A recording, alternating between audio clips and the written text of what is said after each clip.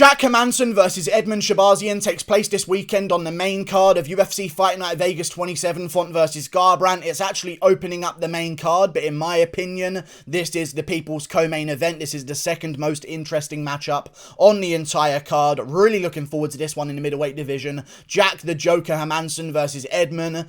The golden, I think we have to start calling him the silver boy from now on until he earns that back, because losing the way he did to Derek Brunson, he did not look impressive whatsoever, and it did not look like the same guy who went out there and destroyed Brad Tavares in the first round. And I'm going to try and get to the bottom as to why that was in this video today, because I think this is a very dangerous matchup for both of them. In the first minute of this fight, two very different things can happen. Either Shahbazyan comes out there and just lights up Jack Hermansson on the feet with ridiculous precision and power and gets him out of there the way he did Brad Tavares, or Jack Hermansson ragdolls Edmen Shahbazyan to the ground like he's nothing and just latches up any single submission that he wants. I don't think this fight is actually going to end in the early round. I think both guys know how dangerous they are in the first minute of a fight or in the first 2 minutes. So I think there's going to be a very, very patient approach to the start of this fight. And Shahbazyan is also going to be concerned about his cardio because he gassed out so badly against Derek Brunson, which is just crazy to me because it wasn't a 5-rounder, you know what I mean? It was a 3-rounder, and he really gassed out, like, after 1 round of fighting. And we hadn't really seen him leave the first round, other than against Darren Stewart before that. And against Darren Stewart, he really gassed out in the 3rd round. Really badly gassed out in the 3rd round, and barely survived the 3rd round, might I add. I think it was at 20-1 on significant strikes for Darren Stewart in that 3rd round. But either way, Edmen Shahbazyan looking to rebound. We'll see if he comes back with improved head movement. Who knows? Coach Tavares is obviously going to give him some tips in that department. I feel like Edmen Shahbazyan's going to lose this one to Jack Hermansson. I don't like his chances here. Edmen Shahbazyan is a very technical fighter, I understand. But when you're going in there with the level of grappler of Jack Hermansson, I think Jack Hermansson is the best middleweight grappler in the entire division. Like, I like Derek Brunson's grappling, don't get me wrong.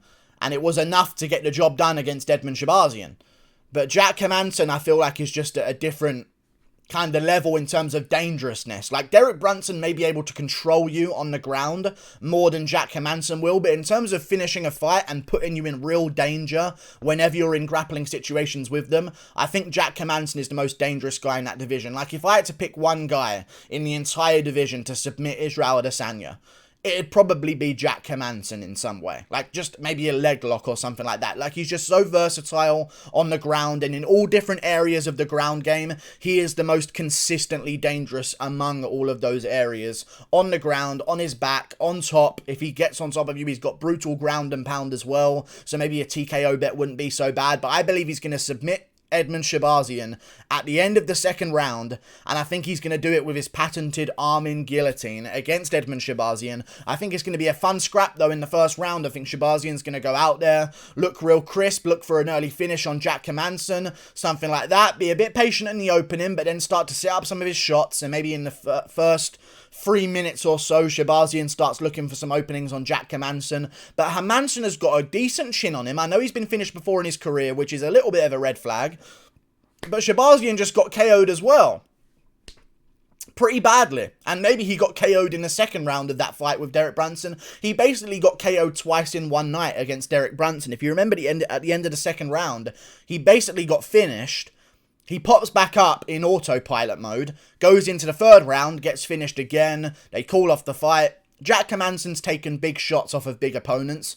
I don't think Edmen Shahbazyan has the kind of power that Jared Cannonier does, and even Marvin Vettori landed a good shot on Jack Hermansson, and Hermansson is still there in round 5, swinging like his life depends on it in round 5 against Marvin Vettori. Like, ridiculous how much cardio the guy has, how much heart the guy has. If you don't put him away with one big punch, the way Jared Cannonier did with his uppercut, it's pretty difficult to finish Jack Hermansson. And also, when you know that your opponent's game plan is to do that, it becomes a little bit easier to avoid in those early rounds. If you know that Edmen Shahbazyan has a really good chance in the first 3 minutes, I believe Hermansson's just going to stay on the outside for the first 3 minutes and not really engage too much. Something I need to mention as well.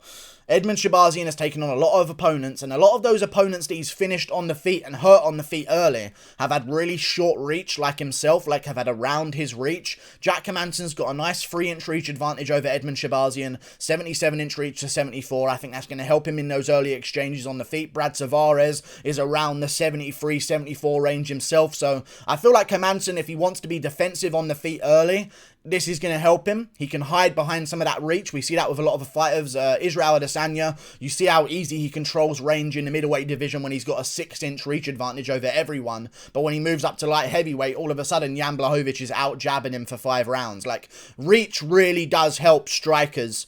And even if you're not good at striking, you can hide behind an amount of reach in that octagon. Like, Gilbert Burns, I would say, is a more dangerous striker than Kamaru Usman. Maybe not now, because Usman seems to be improving beyond belief. But Usman's got that reach, that range, that jab sticking in your face. I think Hermansson can keep Shahbazyan at bay for the first 3 minutes. And if he can do that, I think it's problems for Edmen Shahbazyan going into that second round. I can see Jack Hermansson going out there in the second, maybe not even shooting so much in the first, but I think he's going to shoot once.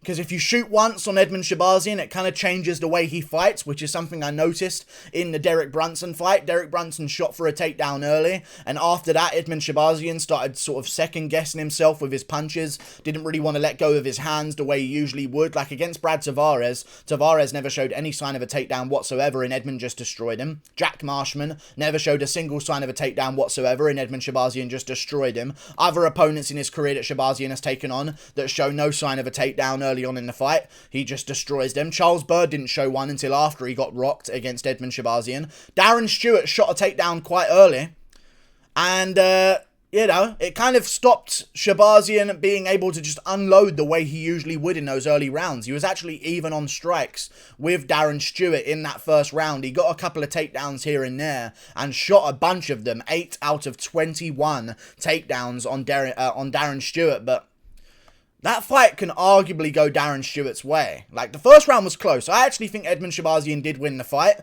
but there's arguments for a lot in round 3. Like, Darren Stewart was really piecing him up, and he really was gassing out in round 3. And here's the problem that I'm having with Edmen Shahbazyan. He gasses out against Derek Brunson. The natural thought process in my mind is that, oh, the cardio is going to be fixed for the next fight, so we don't even have to worry about that anymore. He really got exposed against Darren Stewart in terms of cardio. I thought he would KO Derek Brunson in round 1, so I didn't really care about the cardio. He got really badly exposed in the cardio against Darren Stewart. If there was a time that he was going to address it, it would have been then. And he still had the problem a couple of fights later, and that fight with Derek Brunson, it wasn't a war. It was not back and forth exchanges and non-stop grappling and constantly defending takedowns and constantly scrambling over and over and over again and defending positions and just missing on a tight guillotine that he used all of his strength for, and now he's a little bit more gassed out. It was a very patient fight where Derek Brunson just sort of picked it in from range. Neither guy really put a good pace on, and Shahbazyan still gassed out. I think that's not a problem that he's fixing. That's just maybe going to be a problem that he has throughout his career. Maybe he's just one of those fast twitch muscle fiber guys, which explains how fast his hands are in the first round. I think Jack Hermansson's going to weather a storm, or maybe just a telegraph of a storm or something like that. Like, maybe Shahbazyan looks like he wants to go in, but I think Hermansson, just by shooting a good takedown in that moment, is going to have a real good chance of just making Edmen Shahbazyan second guess himself. And I'll say arm triangle in round 2. I can see Edmen Shahbazyan getting back up from a takedown, but getting back up onto all fours like Weidman was against Gegard Mousasi. And I think once he does that, Hermansson's going to latch up his arm in guillotine. And I'll say second round submission for Jack Hermansson. The winner of this fight is going to be in a real good position inside the middleweight division, because right now we've got a little bit of a logjam at the top, but other than that, things are wide open. So they're really looking to establish a new contender just outside the top 2 area, because we've got Marvin Vettori, who's going to get a title shot, which he probably shouldn't have gotten, in all honesty, but either way. We've also got Robert Whittaker looking for a title shot. I feel like right now, the winner of this one is not going to be getting a jump up the rankings anytime soon. I think they're going to need one more fight, maybe. A good fight it could be. Either way, I think the winner of Darren Till versus Derek Brunson is probably going to be taking on the winner of Paulo Costa versus Jared Cannonier. That just makes sense to do that as somewhat of a semi-finals tournament. I feel like, yeah, I'm looking forward to this one. I feel like, yeah, I don't even know what that means. But Jack Hermansson, Edmen Shahbazyan, 7 versus 10. I mean, maybe Hermansson, if he wins, deserves the winner of Costa Cannonier more than Darren Till does if he wins. Because if Hermansson wins, he'll be moving above Darren Till in the rankings, 100%. He only lost to Jared Cannonier. You know what I mean? That's the only name that he's lost to up the division. He finished Kelvin Gastelum in round 1. Darren Till won a split decision.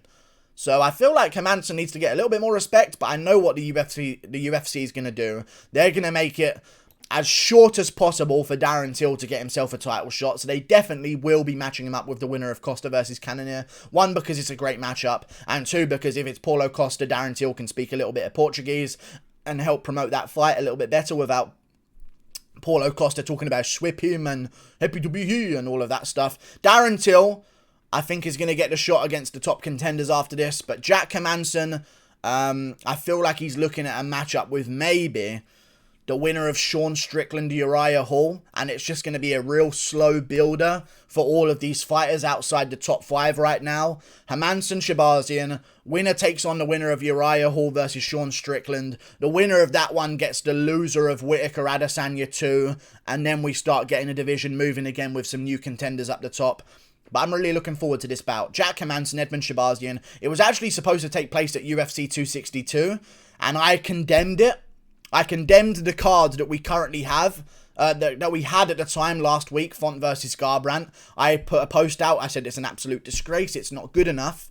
The UFC listened to my pleas, and it was not good enough, and they added Hermansson versus Shahbazyan to the card, and I'm glad they did. It's in the main card opener position, which I think it should be in the co-main event, but I guess they're trying to get people to watch more of the card, because they don't really have a lot of names on the prelims that are going to draw people's attention, so I think they're just trying to get people to watch more of the card than they usually would. Plus Jack Hermansson, Edmen Shahbazyan. Hermansson's originally Swedish or Norwegian or something like that. I can't even remember which one. I've seen him with both flags, in all honesty. I think he's born in one, raised in the other. Something like that. You've got Edmen Shahbazyan, originally Armenian.